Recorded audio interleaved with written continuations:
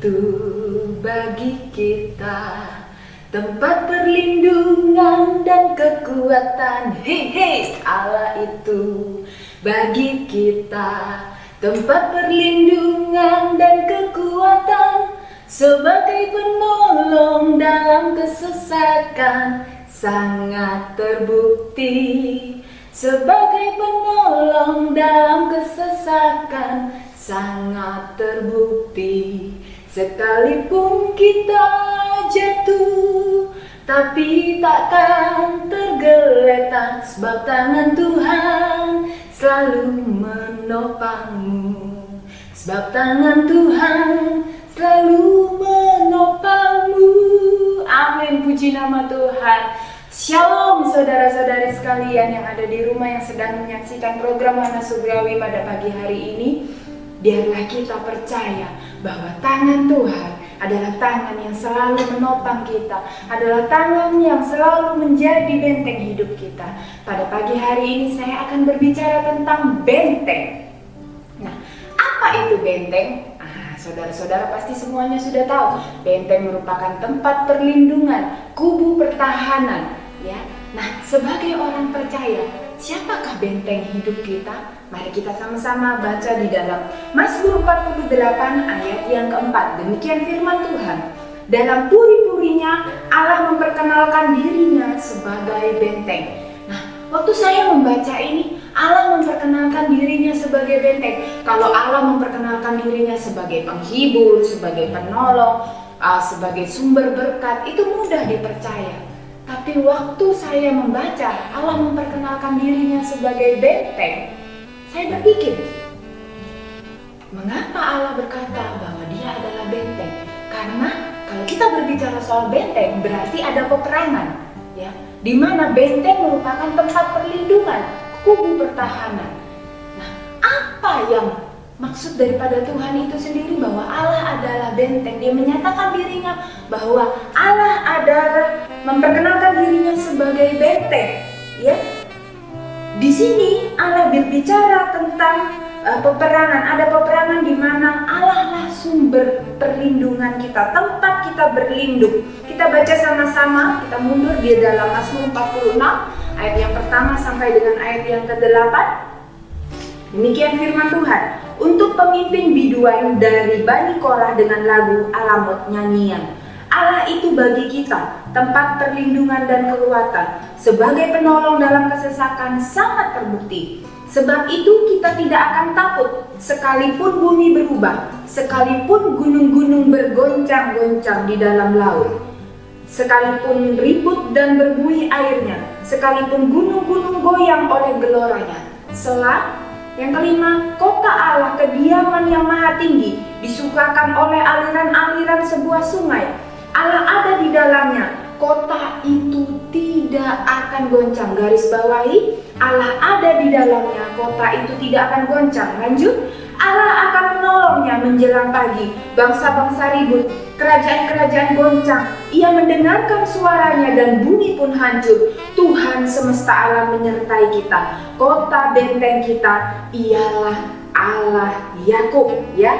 Kota benteng kita adalah Allah. Ya, Bani Korah menyatakan bahwa kota benteng kita adalah tempat perlindungan dan kekuatan kita adalah Allah. Di dalam Allah kita memperoleh jaminan keamanan, kita memperoleh ketenangan, kita memperoleh jaminan perlindungan. Nah, saya mau bertanya kepada saudara semua sekalian.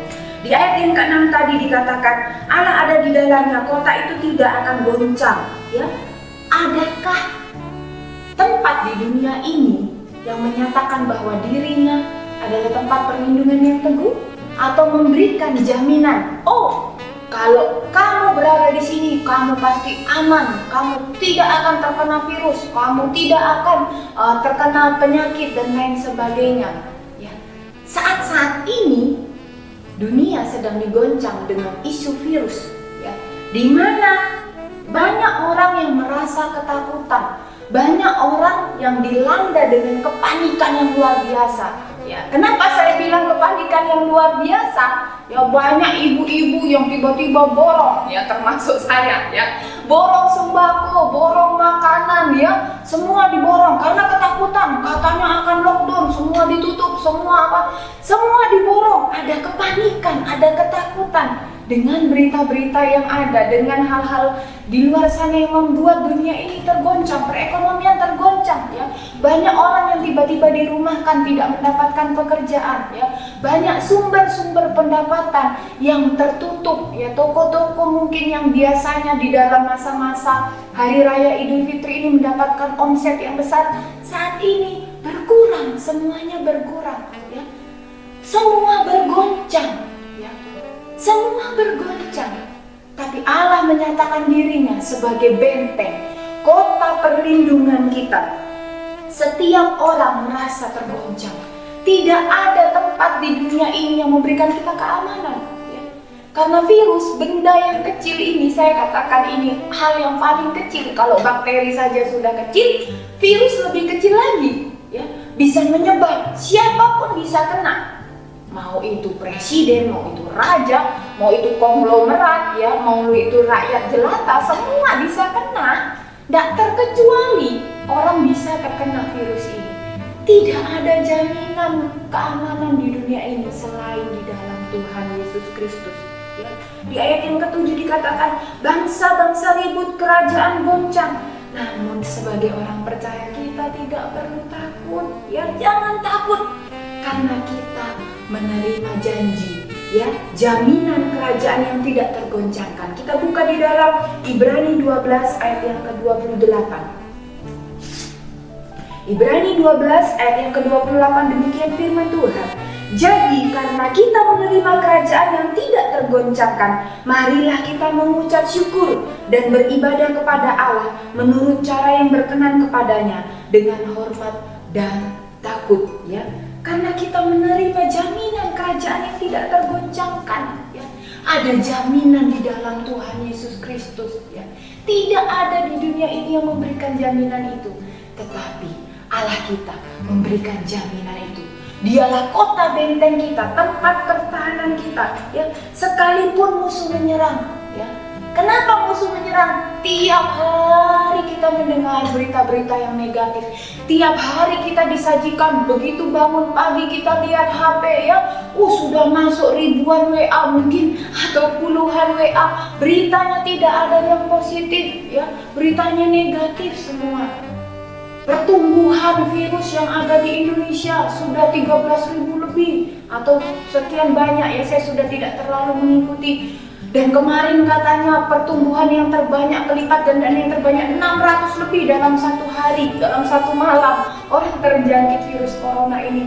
Bayangkan, ya, semua itu hal-hal yang negatif itu merusak pikiran kita, merusak iman kita, sehingga kita menjadi khawatir yang berlebihan, kekhawatiran yang kepanikan yang berlebih seperti yang saya contohkan tadi, ya. Berbelanja berlebihan yang sebelumnya mungkin, ya, saya yang paling gampang itu masker, ya. Sebelumnya masker, satu kotak masker itu 17.000 sampai 25.000. Sekarang mau beli masker ibu-ibu, bapak-bapak 300.000, 200.000, ya. Tak masuk akal, berlipat ganda karena ada kepanikan. Semua orang panik, ya. Semua orang merasa perlu perlindungan, yaitu masker. Tapi, ya, bukan saya berkata masker itu tidak perlu, itu perlu, ya. Tapi yang perlu kita pegang, ya, Tuhanlah kota perlindungan kita, kota benteng hidup kita. Masker perlu, tapi yang lebih perlu, Allah itu hadir di dalam hidup kita. Dialah benteng hidup kita. Allah adalah benteng, kota pertahanan kita. Ya, stop, kita kurangi, bukan tidak boleh. Kita kurangi mendengar berita-berita yang negatif. Isi pikiran kita dengan hal yang positif. Isi hati kita dengan hal yang positif, ya. Apa hal positif itu? Kita buka di dalam Filipi 4 ayat yang ke-8. Filipi 4 ayat yang ke-8, demikian firman Tuhan. Jadi akhirnya saudara-saudara, semua yang benar, semua yang mulia, semua yang adil, semua yang suci, semua yang manis, semua yang sedap didengar, semua yang disebut kebajikan dan patut dipuji. Pikirkanlah semuanya itu. Ya. Yang harus kita pikirkan adalah hal-hal yang positif. Hal-hal yang positif itu apa? Firman Tuhan. Isi hari-hari kita dengan firman Tuhan. Isi hari-hari kita, bangun pagi, jangan pikirkan hal-hal yang negatif. Oh, bagaimana ya hari ini tokoku? Apakah tambah sepi? Oh, bagaimana ya daganganku hari ini? Apakah ada yang laku? Cari dulu hadirat Tuhan. Cari Allah itu. Dialah kota perlindungan kita. Isi hal-hal hidup kita dengan hal-hal yang positif. Jangan dengan hal-hal yang negatif. Pikiran kita kalau terus-terusan diisi dengan berita-berita yang negatif, terus-terusan diisi dengan hal-hal yang negatif, kita baca hal-hal yang negatif, yang keluar juga dari lidah bibir kita, itu hal yang negatif. Setiap hari kalau ibu-ibu, bapak-bapak membaca berita terus-terusan hal yang negatif, ya, karena tingkat kekhawatiran seorang itu berbeda-beda. Ada orang yang merasa khawatir, misalnya dengan berita A. Seorang ini akan berkata, oh itu hal yang biasa. Tapi orang yang B mendengar berita A akan merasa ketakutan yang luar biasa. Nah, ini tidak perlu. Ya. Kita tidak perlu seperti itu. Kurangi, mari dikurangi. Tapi berbanyak berita-berita yang dari surga, yaitu firman Allah. Dialah pegangan hidup kita, pedoman hidup kita. Ya, perbanyak pujian itu, perkuat iman kita. Ya, kalau mulut kita penuh dengan puji-pujian, iman kita tumbuh, ya, kita kuat. Nah, pertanyaannya, sudahkah ada Allah di dalam hidup kita? Saya ada sebuah ilustrasi. Ada seorang anak muda yang masih ambisius bertemu dengan seorang Kristiani kawannya. Dia berkata, "Hei," katanya, "orang tuaku sudah menyetujui aku untuk sekolah di sekolah hukum yang ternama itu." Lalu katanya, "Oh, tentu saja setelah aku sekolah hukum, aku akan menjadi pengacara yang sukses. Aku akan jadi ahli hukum yang dipandang semua orang menjadi sukses." Lalu kata orang Kristiani itu lagi, "Lalu ya tentu saja, aku punya banyak uang. Ya, aku akan punya rumah, aku akan punya mobil. Dan tentu saja kalau sudah banyak uang, wah cewek-cewek ngantri, aku akan memilih yang tercantik, aku akan menikah." Kemudian pemuda Kristiani ini bertanya lagi, "Lalu bagaimana?" Dia bilang itu, "Ya, lalu kemudian aku akan hidup bahagia."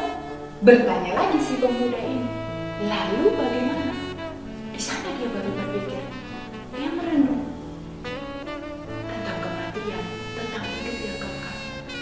Bahwa selama ini di dalam rancangan hidupnya dia adalah hanya rancangan-rancangan hal-hal yang bernilai fana, bukan bernilai kekal.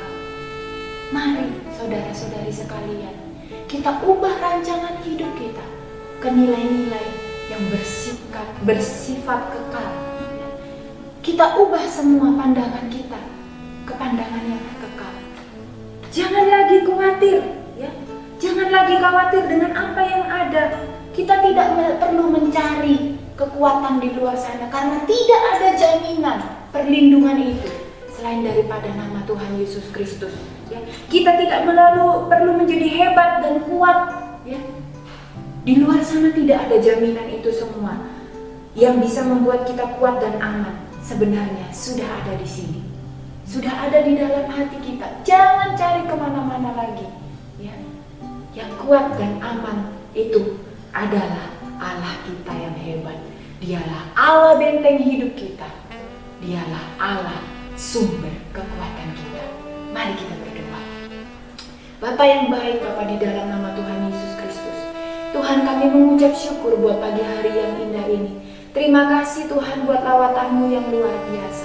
Tuhan Yesus, sebentar kami akan memulai aktivitas kami Tuhan. Biarlah kiranya Engkau Allah yang merupakan benteng hidup kami, itu yang selalu menyertai kami. Kami tidak tahu Tuhan hari ini kami akan lalui seperti apa. Tapi kami tahu Tuhan, satu hal yang kami tahu, saat kami berjalan bersama dengan Engkau, Engkau adalah Allah yang selalu melindungi kami. Engkau adalah Allah yang selalu memberikan ketenangan kepada kami. Engkau adalah Allah yang selalu memberikan perlindungan kepada kami Tuhan. Tuhan, pimpin langkah hidup kami, tuntun kami Tuhan. Biarlah hari-hari kami lalui dengan hal-hal yang positif.